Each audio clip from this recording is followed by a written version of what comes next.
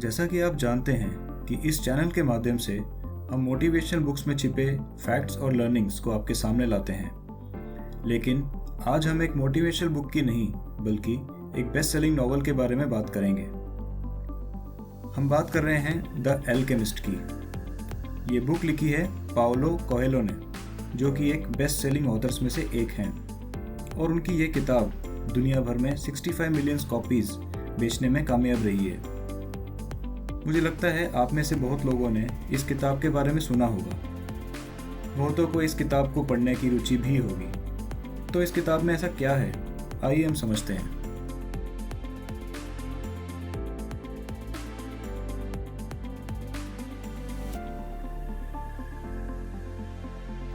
ये किताब शुरू होती है एक लड़के से जिसका नाम था सैंटियागो, और वो एक चरवाहा होता है। यह अपनी भेड़ों के साथ दूर दूर तक घूमा करता था ताकि उनकी ऊन और मांस बेचकर अपनी जीविका कमा सके। अपनी ऐसी एक यात्रा के दौरान वह एक बहुत पुराने और छूटे हुए चर्च में आश्रय लेता है। थोड़ा आराम करते हुए अपने बैग में से एक किताब निकालता है और उसे पढ़ने लगता है, और साथ ही अपने से बातें करने लगता है और सोचता है कि कैसे वह और उसकी भेड़ एक दूसरे को समझते हैं। फिर वह अपनी भेड़ों से उस लड़की के बारे में भी बात करता है और बताता है कि एक बार वह एक शहर में, जिसका नाम था तारीफा, एक व्यापारी के पास अपनी भेड़ों को लेकर जाता है। यह लड़की उस व्यापारी की बेटी होती है। वहाँ दोनों की बहुत देर तक बातें भी होती हैं, और लड़की पूछती है कि कैसे एक चरवाहा जो कि अपनी भेड़ बकरियों के साथ दूर दूर भटकने वाला किताब पढ़ने लायक है। लेकिन उसी समय व्यापारी आ जाता है और लड़के के साथ काम खत्म करके उसे अगले साल आने को बोलता है। तो इसी के साथ लड़के को वहाँ से जाना पड़ता है। तो अब यह लड़का सैंटियागो उसी शहर से सिर्फ 4 दिन की दूरी पे होता है और उस खूबसूरत लड़की से मिलने के लिए बहुत एक्साइटेड भी होता है, लेकिन साथ ही चिंतित भी होता है कि क्या यह लड़की उसको पहचान भी पाएगी या नहीं। इतने में रात हो जाती है और आराम करते हुए उसके मन में ढेर सारे ख्याल आने लगते हैं, जैसे अपनी लंबी यात्राओं के बारे में, जहाँ घूम घूम कर उसने ढेर सारा ज्ञान एकत्रित किया होता है, और अपने और अपनी भेड़ों के बीच उस आपसी समझ के बारे में। साथ ही वह यह भी सोचता है कि उस लड़की से मुलाकात के दौरान उसको बताएगा कि वह कैसे किताब पढ़ने योग्य है।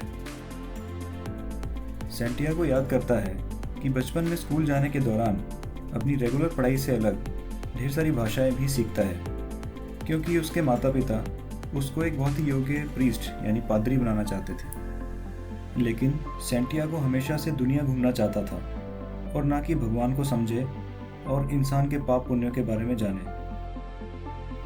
तो एक दिन साहस बटोरते हुए सैंटियागो अपने पिता से बात करता है और उनको अपने इंटरेस्ट के बारे में बताता है। यह सुन के उसके पिता बहुत ही परेशान हो जाते हैं और उसके साथ एक लंबा डिस्कशन करते हैं ताकि सैंटियागो को समझा सकें। लेकिन सैंटियागो का निश्चय दृढ़ होता है और उसके सामने उसके पिता को झुकना पड़ता है। तो ये सब जानते हुए उसके पिता सैंटियागो को जाने की स्वीकृति दे देते हैं, और साथ ही कुछ पैसे भी थमाते हैं जो कि सैंटियागो अपनी यात्रा के दौरान काम ले सके।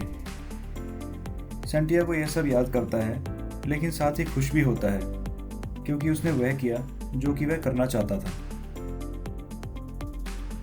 तभी उसका ध्यान बाहर जाता है और वो देखता है कि सूर्योदय हो चुका था, और वह फिर से आगे चल पड़ता है। साथ ही यह भी डिसाइड करता है कि नेक्स्ट स्टॉप में अपनी वाइन की बोतल रिफिल करेगा, और साथ ही अपनी किताब को एक मोटी किताब से बदलेगा ताकि उसको ज़्यादा पढ़ने को मिले, और साथ ही उससे एक अच्छा तकिया भी बनेगा। चलते चलते सैंटियागो को तारीफा शहर में एक बूढ़ी औरत से मुलाकात की याद आती है। यह कोई आम औरत नहीं थी, बल्कि इसके बारे में कहा जाता था कि वह लोगों के सपनों को समझने और व्याख्या करने में मदद करती थी। क्योंकि सैंटियागो को एक ही सपना बार बार आता रहता था, तो उसने निर्णय लिया कि वह इस महिला से ज़रूर मिलेगा।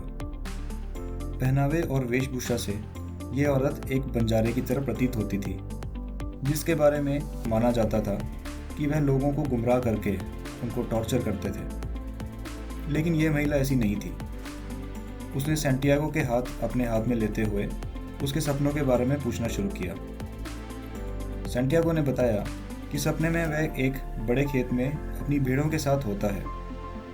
तभी एक छोटा सा बच्चा आता है और उसकी भेड़ों से खेलना और छेड़छाड़ शुरू कर देता है। सैंटियागो को यह देखकर अच्छा नहीं लगता, लेकिन तभी यह बच्चा सैंटियागो के हाथ पकड़कर इजिप्ट के पिरामिड्स के पास ट्रांसपोर्ट कर देता है, यानी पहुंचा देता है।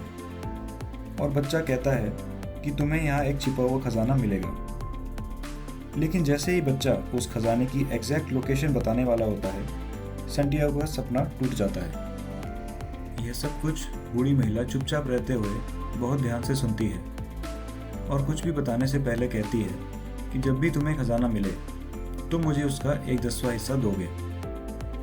यह सुनकर लड़का हंसने लगता है, लेकिन तुरंत ही नोटिस भी करता है कि वह औरत कोई मजाक नहीं कर रही थी।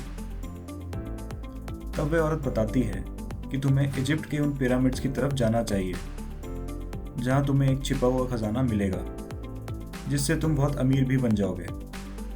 लेकिन लड़का अब बहुत कंफ्यूज हो जाता है और पूछता है कि मैं इजिप्ट कैसे पहुंचूंगा। तो औरत कहती है कि मेरा काम सिर्फ सपनों का अर्थ बताना है, लेकिन अगर तुम्हें खजाना मिले तो मेरा 1/10वां हिस्सा देना मत भूलना, और तुम इसके लिए भगवान की कसम खाओ। यह सुनकर सैंटियागो और भी कंफ्यूज हो जाता है, क्योंकि उसको समझ नहीं आता कि इसको सच्चाई में कैसे बदला जाए, और साथ ही डिसाइड करता है कि अब कभी भी वह अपने सपनों के बारे में नहीं सोचेगा।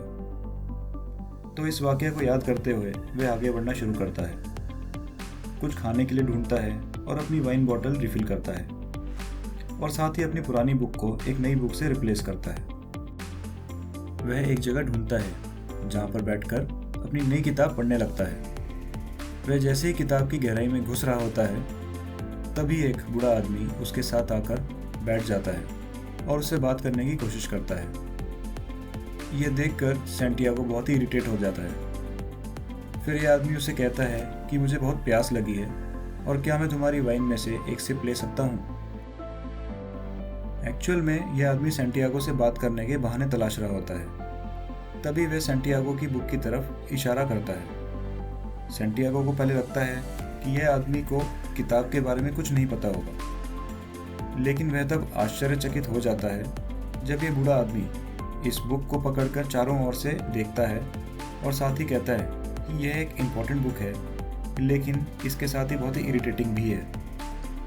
यह आदमी बताता है कि यह किताब लोगों की अपनी डेस्टिनी चुनने की इनएबिलिटी, यानी अपनी तकदीर चुनने की अक्षमता को दर्शाती है, और साथ ही कहता है कि सब लोग दुनिया के सबसे बड़े झूठ को मानते हैं। सैंटियागो पूछता है और वह झूठ क्या है। आदमी बताता है कि एक टाइम के बाद हम अपनी परिस्थितियों से कंट्रोल खो बैठते हैं और हमारा जीवन हमारी तकदीर से कंट्रोल होता है। यही है सबसे बड़ा झूठ। सैंटियागो कहता है, लेकिन मेरे साथ ऐसा नहीं हुआ और मैंने वो किया जो मैं करना चाहता था। तो आदमी कहता है, क्योंकि तुमने अपने मन की सुनी। इसके साथ ही आदमी सैंटियागो से यह कहता है कि तुम मुझे अपनी भेड़ों का 1/10वां हिस्सा दो और इसके बदले में मैं तुम्हें खजाने को ढूंढने का तरीका बताऊंगा। सैंटियागो ये सुनकर शॉक हो जाता है और सोचता है कि इस आदमी को मेरे सपने और खजाने के बारे में कैसे पता है। लेकिन इससे पहले कि सैंटियागो कुछ कहता, वह आदमी सैंटियागो के बारे में और बहुत सारी चीज़ें बताता है और कहता है कि मैं एक सल्तनत का राजा हूँ। सैंटियागो एकदम अचंभित हो जाता है और पूछता है कि अगर आप एक राजा हैं तो मेरे जैसे साधारण चरवाहे से क्यों बात कर रहे हैं। राजा कहता है कि यह तुम्हारी तकदीर हो सकती है, और साथ ही राजा ये भी बताता है कि इस दुनिया में एक सबसे बड़ा सच भी है, और वह है कि तुम चाहे जो कोई भी हो, अगर कुछ पाना चाहते हो तो इसका मतलब यह है कि यह चाह उत्पन्न हुई है हमारे ब्रह्मांड के बीचों बीच, और यही हमारा इस धरती पर रहने का उद्देश्य भी है। और जब आप दिल से कुछ पाना चाहते हैं तो ब्रह्मांड यानी कि हमारा यूनिवर्स मदद करता है आपको यह पाने में। तो सैंटियागो उस छिपे खजाने के बारे में राजा से पूछता है, तो राजा दोहराता है कि तुम मुझे अपनी भेड़ों का 10वां हिस्सा दो, तब मैं तुम्हें बताऊंगा। तो अगले दिन सैंटियागो राजा को अपनी भेड़ों का 10वां हिस्सा दे देता है, और साथ ही राजा को यह भी बताता है कि उसके किसी मित्र ने उसकी बची हुई सारी भेड़ें खरीद ली हैं और बहुत आश्चर्यचकित भी होता है। राजा कहता है कि यह एक संकेत है जो कि प्रकृति तुम्हें अपनी तकदीर को समझने में मदद कर रही है। इसके साथ राजा बताता है कि तुम्हें खजाना इजिप्ट के पिरामिड्स के पास मिलेंगे और इस तक पहुंचने के लिए तुम्हें प्रकृति के संकेत समझने होंगे। भगवान ने हम सभी के लिए एक राह बनाई होती है, बस हमें उसको समझना है। अचानक से एक तितली सैंटियागो और राजा के बीच कहीं से आ जाती है। सैंटियागो तुरंत अपने पिता की उस बात को याद करता है कि तितलियां एक प्रकार की बेहतरीन संकेत होती हैं। इसके बाद राजा सैंटियागो को 2 पत्थर देता है, एक काला और एक सफ़ेद, और बताता है कि जब तुम कोई संकेत समझने में असमर्थ हो तो यह तुम्हारी मदद करेंगे। काले पत्थर मतलब हाँ और सफ़ेद पत्थर मतलब कि ना। और इसके साथ ही सैंटियागो और राजा अपनी अपनी मंजिल की ओर चल पड़ते हैं। कुछ आगे चलने पर सैंटियागो एक और अनजान आदमी से मिलता है जो कि उसकी भाषा में बोलता है। सैंटियागो बहुत खुश होता है और उस अनजान शख्स पर भरोसा भी करने लगता है, लेकिन दुर्भाग्य से यह शख्स सैंटियागो को धोखा देता है और उसके सारे पैसे लेकर भाग जाता है। सैंटियागो बहुत उदास होता है और अकेले में रोता भी है क्योंकि उसने अपने सारे कमाए हुए पैसे गंवा दिए होते हैं। तभी उसको उन 2 पत्थरों की याद आती है जो राजा ने दिए होते हैं। वह पूछता है कि क्या उसे वह खजाना कभी मिलेगा और पत्थरों को अपनी जेब में निकालने की कोशिश करता है, लेकिन पाता है कि उसकी जेब फटी हुई थी और दोनों पत्थर जमीन पर गिरे होते हैं। सैंटियागो इसको एक संकेत की तरह देखता है और मुस्कुराते हुए सोचता है कि ये पत्थर पहले भी गिर सकते थे, लेकिन यह सिर्फ अभी गिरे। इसका मतलब यह भी हो सकता है कि हमें कभी कभी कुछ नहीं भी पूछना चाहिए ताकि हम तकदीर से भाग ना पाएं। उसकी आंखें चमक उठती हैं और वह डिसाइड करता है कि वह आगे बढ़ेगा और अपनी तकदीर खुद लिखेगा। तो सैंटियागो इस शहर की सड़कों पर निकल पड़ता है कुछ अच्छे की उम्मीद में। वह एक क्रिस्टल मर्चेंट की दुकान पर पहुंचता है जो कि एक खूबसूरत कांच के बर्तनों का व्यापारी होता है। सैंटियागो इस व्यापारी की दुकान पर पूरा दिन और रात काम करने के लिए ऑफर करता है और जिसके रिटर्न में व्यापारी से पैसे कमाकर अगले दिन इजिप्ट की ओर जा सके। व्यापारी यह सुन के हंसता है और कहता है कि अगर तुम पूरे साल भी मेरे पास काम करो तो भी तुम इजिप्ट जाने लायक पैसे नहीं कमा पाओगे। ये सुनते ही सैंटियागो को भारी ठेस पहुंचती है और वह पूरी तरह से हताश हो जाता है और वहीं बैठ जाता है और दुकान के दरवाजे की तरफ देखने लगता है और एक गहरी सोच में पड़ जाता है। व्यापारी यह सब देख रहा होता है। अचानक सैंटियागो खड़ा होता है और व्यापारी से उसकी दुकान में काम करने के लिए पूछता है ताकि कुछ टाइम काम करते हुए वह भेड़ खरीदने लायक पैसे कमा सके। यह सुनकर व्यापारी उसको काम करने के लिए मान जाता है और सैंटियागो वहाँ काम करना शुरू करता है। हफ्ते दर हफ्ते, महीने दर महीने सैंटियागो पूरी मेहनत से काम करता रहता है। व्यापारी ये सब नोटिस कर रहा होता है और सोचता है कि सैंटियागो के आ जाने से उसकी दुकान की बिक्री बढ़ गई है और वह सैंटियागो को एक अच्छे संकेत की तरह से देखने लगता है। दूसरी तरफ सैंटियागो यहाँ काम करते हुए क्रिस्टल्स के बारे में गहरी नॉलेज हासिल करता है और साथ ही व्यापारी को अनेक आइडियाज़ भी देता है जिससे व्यापारी का मुनाफा काफ़ी गुना बढ़ जाता है। ऐसा चलते हुए 1 साल बीत जाता है और अब सैंटियागो महसूस करने लगता है कि उसको अब आगे बढ़ना चाहिए क्योंकि अब उसके पास कुछ पैसे भी इकट्ठे हो चुके थे। तो सैंटियागो उस व्यापारी के पास जाता है और कहता है कि अब मेरे पास इतने पैसे हैं ताकि मैं अपनी भेड़ खरीद सकूं और आपके पास इतने पैसे हैं कि आप मक्का मदीना जा सकें, जो कि व्यापारी की दिली ख्वाहिश होती है। जवाब में व्यापारी कहता है कि मुझे तुम पे नाज है क्योंकि तुम्हारी मेहनत और तुम्हारी उपस्थिति की वजह से आज मेरा व्यापार एक ऊंचे मुकाम पर पहुंच चुका है, लेकिन मैं तुम्हें बताना चाहता हूं कि ना तो मैं मक्का जाऊंगा और ना ही तुम भेड़ खरीदोगे क्योंकि यह पहले से ही निर्धारित है। व्यापारी कहता है कि बस मैं इस चाहत के सहारे ही जीना चाहता हूँ कि एक दिन मैं मक्का मदीना जाऊंगा क्योंकि यह फीलिंग मुझे अंदर से जीवित रखती है। यह कहकर व्यापारी सैंटियागो को अपनी ब्लेसिंग्स देता है और सैंटियागो व्यापारी से अलविदा कहते हुए अपना सामान इकट्ठा करता है और वहां से निकल जाता है। लेकिन इस बार सैंटियागो पहले से कहीं ज्यादा आत्मविश्वास से भरपूर होता है, क्योंकि उसने यहाँ रहते हुए बहुत सारी नई चीजें सीखी और यहाँ के चैलेंज को भी बहुत अच्छे से पार किया। वो दोबारा से उन 2 पत्थरों को अपने हाथ में लेता है और पहले जैसा सेम एनर्जी फील करता है और वह ये सब चीजें याद करता है जो उसके साथ में हुई होती हैं। सैंटियागो को ऐसा लगा कि शायद यह भी किसी चीज का संकेत है। वह सोचने लगता है कि मेरे पास अब इतने पैसे हैं कि कुछ भेड़ खरीद सकूं और एक चरवाहे की तरह अपने पहले जैसी जिंदगी व्यतीत कर सकूं। लेकिन अगर मैं उस खजाने को ढूंढने नहीं जाता तो कल मुझे ऐसा ना लगे कि काश मैंने उस खजाने को ढूंढने की कोशिश की होती। और यही सोचकर सैंटियागो चल पड़ता है उस खजाने की तलाश में। आगे चलते हुए वह एक अनजान व्यक्ति से मिलता है जो कि उसी की तरह किसी चीज की तलाश में इजिप्ट जाना चाहता है। उनको एक कारवां भी मिलता है जो कि कुछ लोगों के समूह को लेकर इजिप्ट की ओर जा रहा होता है। तो यह दोनों भी इस समूह में शामिल हो जाते हैं। इस समूह का एक लीडर होता है जो कि एक तरह का गाइड होता है और उसको रेगिस्तान के चप्पे चप्पे के बारे में पता रहता है। रेगिस्तान में यात्रा शुरू करने से पहले समूह का लीडर सबको उसके निर्देश मानने के लिए बड़ी गंभीरता से कहता है और बताता है कि किसी भी तरह की लापरवाही इस रेगिस्तान में मौत का कारण भी बन सकती है, इसीलिए सबको उसके निर्देश का पालन करना अनिवार्य है। यह कह के वह सब रेगिस्तान में चलना शुरू करते हैं। कुछ दूर चलने पर उन्हें पता चलता है कि किसी 2 गुटों में गंभीर टकराव हुआ है और एक युद्ध जैसी स्थिति चल रही है। तो यह समझते हुए इस कारवां का लीडर वह सब एहतियात बरतता है जो कि लोगों की सुरक्षा के लिए जरूरी होता है। यात्रा के दौरान सैंटियागो अपने अनजान मित्र से एक नई चीज के बारे में सीखता है। वह थी एल्केमी, और जो इसे करता है उसे कहते हैं एल्केमिस्ट। कहा जाता है कि एल्केमी एक प्राचीन पद्धति होती है जिससे धातु यानी मेटल्स की प्योरिफिकेशन की जाती है ताकि उसको गोल्ड यानी सोने में बदला जा सके। कुछ लोग ऐसे भी थे जिन्होंने अपनी पूरी लाइफ इन मेटल्स की प्योरिफिकेशन समझने में ही बिता दी।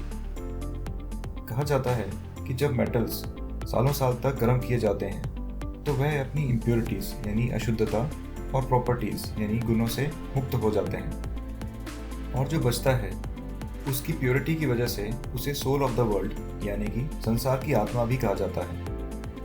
और इसी के जरिए जो धातु बनता है उसे फिलोसोफर स्टोन कहा जाता है, जो कि साधारण धातु को सोने में बदलने की क्षमता रखता है। यह सब सुनकर सैंटियागो की रुचि बहुत बढ़ जाती है और वह इसके बारे में और गहराई से समझना चाहता है।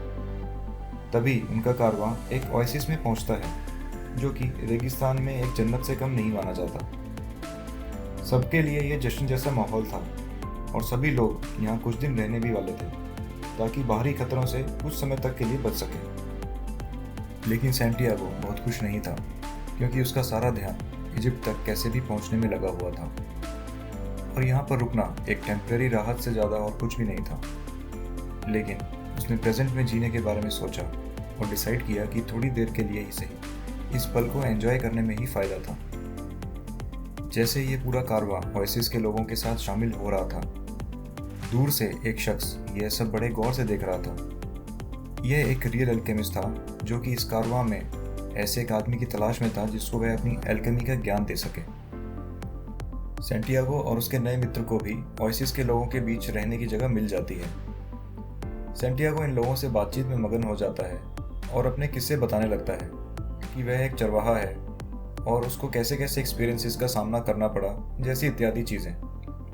तभी उसका मित्र आता है और सैंटियागो को साथ में चलने के लिए कहता है और उसकी मदद मांगता है ताकि एक एल्केमिस्ट को ढूंढ सके जिसकी तलाश में वो यहाँ तक भी आया है। सैंटियागो को कुछ समझ में नहीं आ रहा था कि ऐसे कैसे किसी अनजान जगह पर हम किसी एल्केमिस्ट की तलाश करें, लेकिन उसने अपने मित्र की हेल्प करने का डिसाइड किया और ढूंढने लगे उस एल्केमिस्ट को।